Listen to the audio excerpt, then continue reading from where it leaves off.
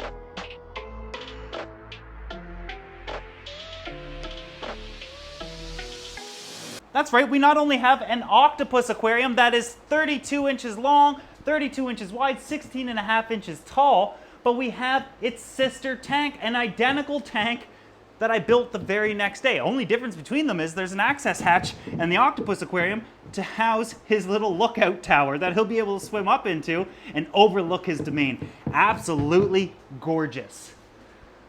But what's going in this tank? Well, when I was originally planning out the octopus tank, which I've been thinking about for months, if not, well, technically years, I think about octopuses far more than the average healthy mind should, but I knew that I wanted to have one here, and then I thought, well, I'll build a matching tank here because out of, I think it's two sheets of acrylic, I could build all of this. So I did just that. Now here's the plan, and here's why I gotta tell you about these tanks right now.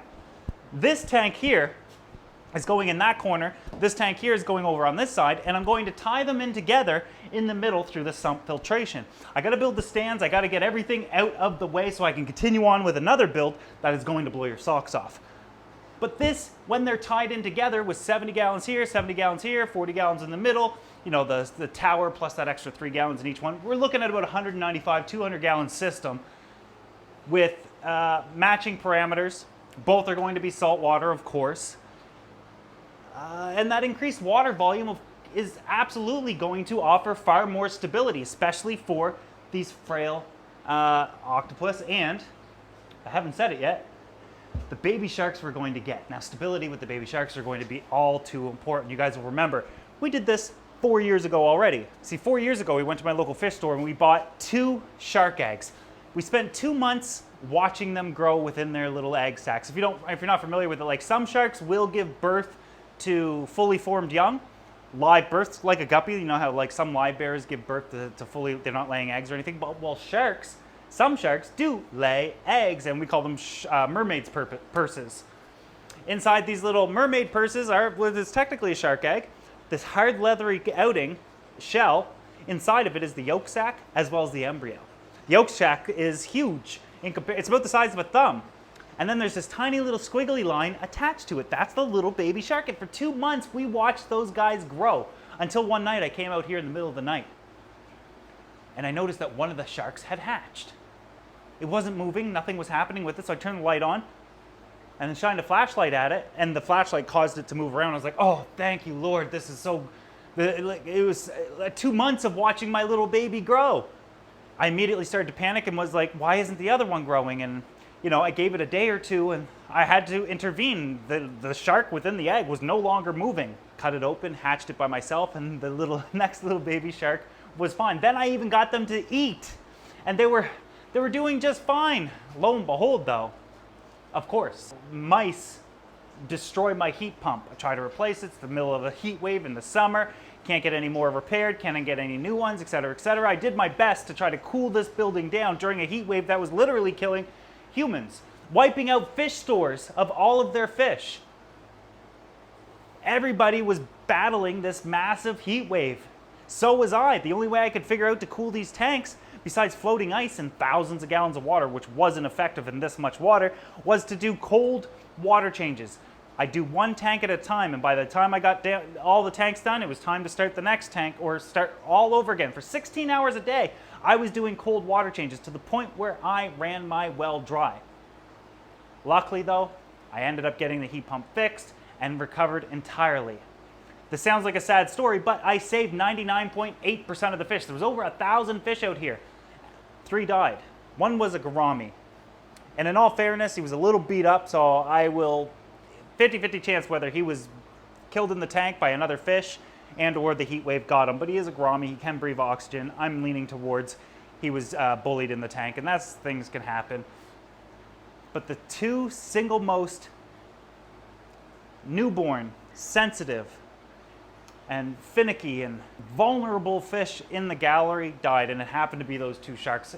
I was devastated. Not only did we spend 2 months watching these guys grow in their eggs, and you guys were totally invested and excited, and so was I, and we were all so encapsulated, and I never knew anything would happen, but then I got involved and hand hatched them and hand fed them and started getting them eating, and I was so emotionally into them that when they died, I was literally devastated, and I swore them off for 4 years. It's taken me 4 years to kind of realize that that wasn't my fault. Joey, you can do this.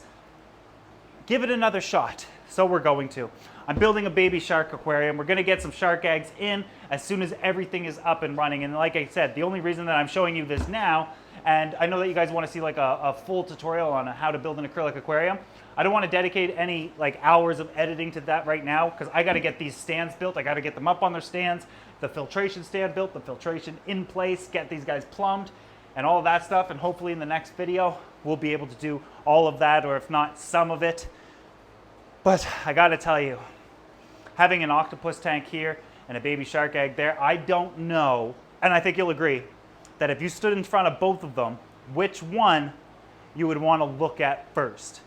And that's kind of the theme of what I'm going with now. Like all these tank builds that I want to do and that are planning are just going to be absolutely fascinating and interesting. And I think you guys are going to absolutely love it. And if you think you will, make sure you're subscribed. If you're not already, if you want to jump ahead in videos and or see what's coming up before anybody else does, consider joining the membership of this channel. If not, you'll see everything eventually. Anyways, hope you guys enjoyed the video. I'll see you in the next one.